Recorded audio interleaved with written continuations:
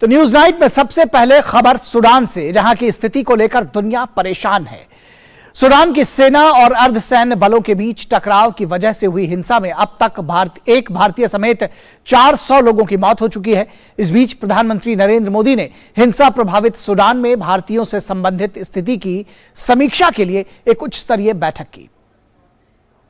पिछले 7 दिनों से गृह युद्ध की आग में झुलस रहे सूडान की स्थिति से पूरी दुनिया परेशान है। सूडान की राजधानी खार्तूम सहित देश के अन्य हिस्सों में हुई हिंसा में एक भारतीय समेत 400 से अधिक लोगों की मौत हो चुकी है। ये संघर्ष देश के सैन्य नेतृत्व के भीतर ताकत के संघर्ष का सीधा परिणाम है। देश में सूडान की नियमित सेना और रैपिड सपोर्ट फोर्सेज नामक अर्ध सैन्य बल के बीच टकराव के कारण यह हिंसा हुई है। इसी के मद्देनजर शुक्रवार को प्रधानमंत्री नरेंद्र मोदी ने हिंसा प्रभावित सूडान में भारतीयों से संबंधित स्थिति की समीक्षा के लिए उच्च स्तरीय बैठक की अध्यक्षता की।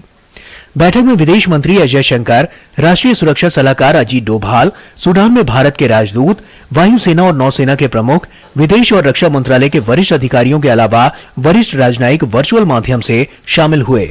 बैठक के दौरान प्रधानमंत्री को सूडान की ताजा स्थिति से अवगत कराया गया और जमीनी स्थितियों की समीक्षा की गई। बैठक में वर्तमान में सूडान में रह रहे करीब 3000 से अधिक भारतीय नागरिकों की सुरक्षा पर विशेष ध्यान दिया गया। प्रधानमंत्री ने पिछले सप्ताह गोली लगने से घायल हुए एक भारतीय नागरिक की मौत पर शोक व्यक्त किया। बैठक के दौरान प्रधानमंत्री ने सभी संबंधित अधिकारियों को सतर्क रहने, घटनाक्रम पर करीब से नजर रखने और सूडान में भारतीय नागरिकों की सुरक्षा का लगातार मूल्यांकन करने और उन्हें हर संभव सहायता प्रदान करने का निर्देश दिया। इसके अलावा प्रधानमंत्री ने तेजी से बदलते सुरक्षा परिदृश्य और विभिन्न विकल्पों की व्यवहार्यता को ध्यान में रखते हुए आकस्मिक निकासी योजनाओं को तैयार करने का भी निर्देश दिया। प्रधानमंत्री ने सूडान के साथ साथ इस क्षेत्र के उन पड़ोसी देशों के साथ भी घनिष्ठ संपर्क बनाए रखने के महत्व पर भी जोर दिया, जहां भारतीयों की संख्या अधिक है। उधर विदेश मंत्री अजय शंकर ने संयुक्त राष्ट्र प्रमुख एंटोनियो गुटेरेस से मुलाकात की और सूडान G20 की अध्यक्षता और यूक्रेन के मौजूदा घटनाक्रम पर चर्चा की। बाद में पत्रकारों से बात करते हुए उन्होंने कहा कि सूडान में जारी हिंसा पर भारत जल्द संघर्ष विराम की दिशा में प्रयासों का दृढ़ता से समर्थन करता है, जिससे सुरक्षित गलियारों यानी कॉरिडोर का निर्माण हो सके। Most of our meeting was on the Sudan situation. We also, of course, discussed the G20. We also spent some time on the Ukraine conflict, but essentially it was about Sudan.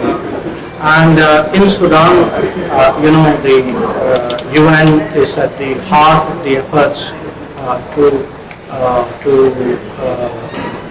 establish a ceasefire. And that is really key because at the moment, unless there is a ceasefire and unless there are corridors, it's not safe for people really to come out. वहीं भारत सरकार अपने नागरिकों को निकालने को लेकर सक्रिय है। विदेश मंत्रालय ने सूडान में फंसे भारतीयों को निकालने के लिए आपात योजना तैयार की है। हालांकि ये संघर्षरत क्षेत्र के हालात पर निर्भर करेगा। फिलहाल वहां फंसे भारतीयों को सलाह दी गई है कि वे जहां हैं सुरक्षा की दृष्टि से वहीं रहें।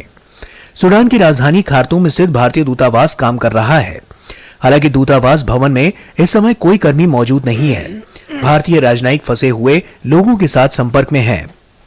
भारतीय दूतावास जिस इलाके में है वहां अन्य देशों के राजनयिक मिशन भी हैं और उस इलाके में संघर्ष चल रहा है। फिलहाल भारतीय दूतावास को निशाना बनाए जाने की कोई जानकारी नहीं है। विदेश मंत्रालय का कहना है कि सूडान के हालात तनावपूर्ण हैं और सरकार का ध्यान भारतीयों की सुरक्षा पर केंद्रित है और उनके साथ विभिन्न माध्यमों से संपर्क कायम है। Bureau report, GD news.